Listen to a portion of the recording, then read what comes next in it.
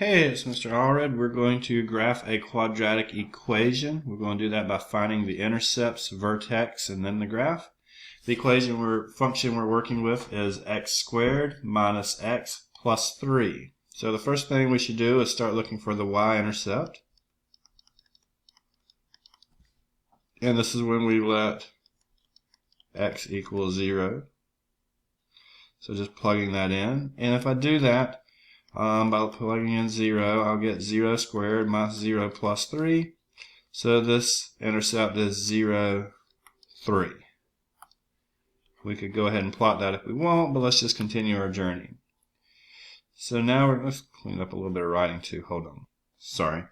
So let's go with the x-intercepts. X-intercepts happen when we let y equal 0, which is also f of x. So we'll set this thing as 0 equals x squared minus x plus 3. And we'll ask ourselves if we can factor it. So we'll say we need two numbers that multiply to give us a times c, which would be 3, but add up to be negative 1. I don't know that combination, so factoring is not going to work. So let's just kind of draw this off, and let's try our quadratic formula. Our x equals negative b plus or minus square root of b squared minus 4ac all over 2a. And in our case, our a is 1, our b is negative 1, and our c is 3. So let's see what happens. Didn't factor, so there still may be ones that are irrational, ones with roots, but let's put them in.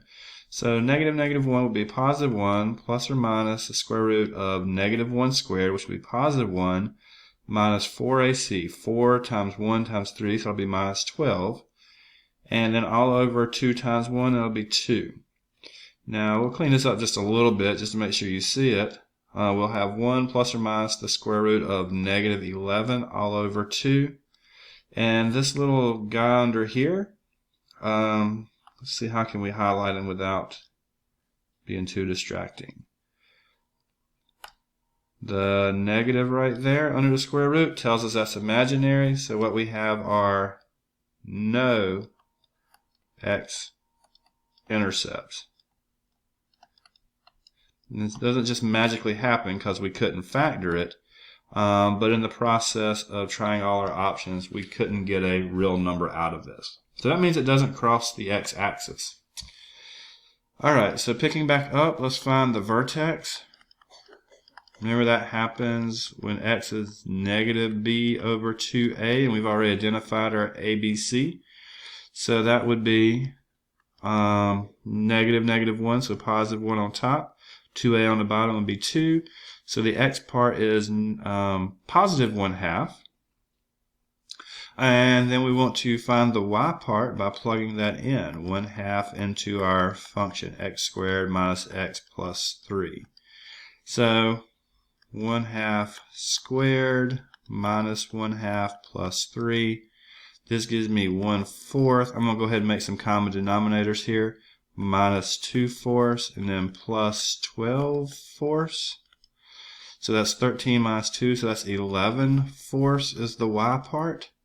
So the vertex is 1/2 for the x and 11/4 for the y, if we didn't mess anything up.